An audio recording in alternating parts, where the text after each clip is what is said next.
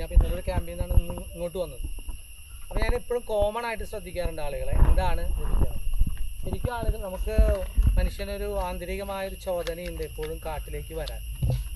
കാരണം കാട്ടിലേക്ക് വരുമ്പോൾ നമുക്ക് എന്തോ സമാധാനം കിട്ടുന്നുണ്ടെന്ന് എല്ലാവർക്കും ഒരു ചിന്തയുണ്ട്, അതിൽ സംശയമൊന്നുമില്ല. അതുകൊണ്ടാണ് വേറെ ഏത് സമയത്ത് നിങ്ങളോട് ഇങ്ങനെ നിശബ്ദമായിട്ട് ഇരിക്കാൻ പറഞ്ഞാലും നിശബ്ദമായിട്ട് എവിടെ ഇരിക്കില്ല.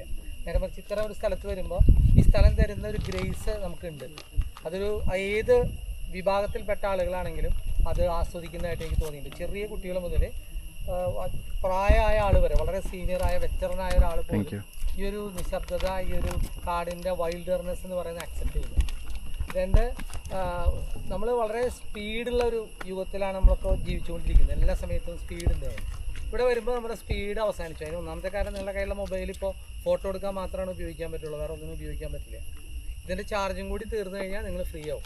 നിങ്ങൾ എപ്പോഴെങ്കിലും ഒരിക്കൽ ചിന്നാറിൽ പോകണം, ചിന്നാർ വൈൽഡ് ലൈഫ് സാങ്ച്വറിയിൽ പോകണം. ചിന്നാർ വൈൽഡ് ലൈഫ് സാങ്ച്വറിയിൽ പോയി കഴിഞ്ഞാൽ നിങ്ങൾക്ക് അവിടെ ഇലക്ട്രിസിറ്റി ഇല്ല, മൊബൈലിന് യാതൊരു റേഞ്ചും ഇല്ല. അപ്പോൾ നിങ്ങൾ ഫ്രീ ആവുന്നത് നിങ്ങൾക്ക് കാണാനായിട്ട് പറ്റും. അതായത് ശരിക്കും നിങ്ങൾ നിങ്ങളെക്കുറിച്ച് ആലോചിക്കുന്നത് കാട്ടിൽ വരുമ്പോഴാണ്.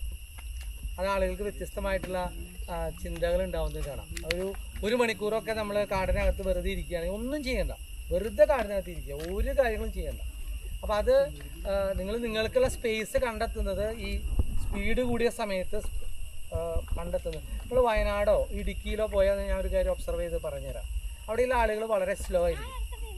തൃശ്ശൂർ ഭയങ്കര ഫാസ്റ്റ് ആയിരിക്കും, പാലക്കാട് ഒരു പരിധി വരെയൊക്കെ ഫാസ്റ്റാണ്. എന്താ, നിങ്ങൾ ഇടുക്കിയിലോ വയനാടോ പോയി കഴിഞ്ഞാൽ അവിടെ ഇടുക്കിയിൽ നെടുങ്കണ്ടത്ത് നിങ്ങൾ മറ്റേ KSRTC ബസ് സ്റ്റാൻഡിൽ നിന്ന് കഴിഞ്ഞാൽ അവിടെയുള്ള ആളുകൾ ബസ് വരാൻ വേണ്ടി ഒരു തിരക്കും പിടിക്കില്ല. നമുക്കിവിടെ ഒരു മിനിറ്റിൽ സെക്കൻഡുകൾക്കാണ് കണ്ടക്ടർമാർ സമയം പറയുന്നത്. പക്ഷെ അവിടെ അങ്ങനെയല്ല, വേറെ ബസ് വരും, വന്നാൽ കയറും, പോവും. അപ്പോൾ ഇടയ്ക്ക് നമ്മൾ സ്ലോ ആവുന്നത് നിങ്ങൾക്ക് അത് നമുക്ക് അതിനകത്തൊരു ഹോർമോൺ പ്രോസസ്സും ഉണ്ട്. അതിനകത്ത് നിങ്ങളുടെ ഹോർമോൺസ് സ്ലോ ആകുന്ന സമയത്ത് നിങ്ങൾക്ക് ചില ഇഫക്റ്റ് തരും.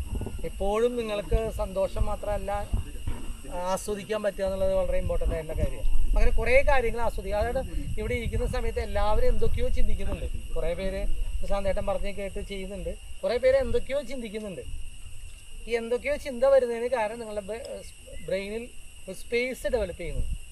അത് കാട് ഭയങ്കരമായിട്ട്. അപ്പോൾ ഞാനൊരു വർഷത്തിലൊരു 3 ദിവസം ആരോടും പറയാതെ ഒറ്റയ്ക്ക് കാട്ടിലേക്ക് പോകാറുണ്ട്. അത് ഞാൻ ആരോടും പറയില്ല, കാടകത്തിൽ എവിടെയും പറയാറില്ല. ഞാൻ സാധാരണ വള്ളക്കടവിലാണ് പോകാറ്. വള്ളക്കടവിൽ ചെന്നതിന് ശേഷം ഒരു വഞ്ചിക്കകത്ത് കയറി അങ്ങോട്ട് പോകും. ആ 3 ദിവസമാണ് എൻ്റെ ഡീടോക്സിഫിക്കേഷൻ.